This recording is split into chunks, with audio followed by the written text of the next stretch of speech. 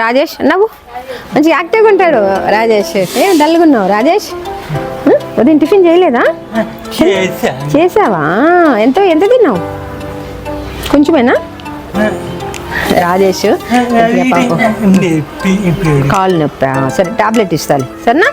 పడ్డావు కదా, కొంచెం ఉంటుంది నొప్పి సరేనా? తను అన్మ్యారీడ్ అండి, తనకు కూడా ఎవరు లేరు. సో మా దగ్గరికి ఒక 8-9 months అయింది వచ్చి. కొంచెం బాగానే ఉన్నాడు, అంతకుముందు మాట్లాడేవాడు కాదు, ఇప్పుడు కొంచెం కొంచెం మాట్లాడుతున్నాడు. ఏ రాజేష్ ఎవరు? భవానీ, గుర్తుపెట్టావు బాగానే. గుళ్ళో పంతులు గారండి.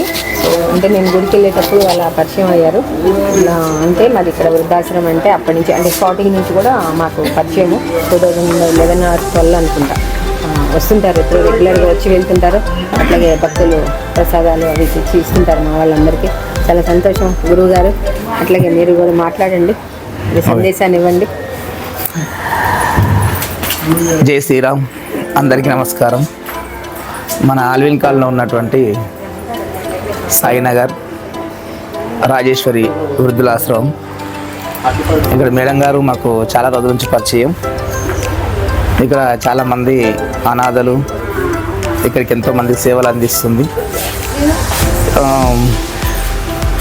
ఇక్కడ ఉన్నటువంటి ప్రతి ఒక్కరు కూడా చాలా దూరం నుంచి వచ్చి, వాళ్ళకు ఎవరు లేకపోయినా కానీ అందరికి నేను ఉన్నానంటూ మేడం గారు అందరికి భరోసా ఇచ్చి ఒక కూతురులాగా అందరిని దగ్గర తీసుకొని అందరికి సేవలు అందిస్తుంది. చాలా చాలా సంతోషం.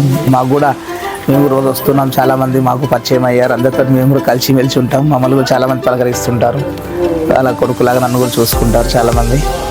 చాలా రోజుల నుంచి వస్తున్నాము.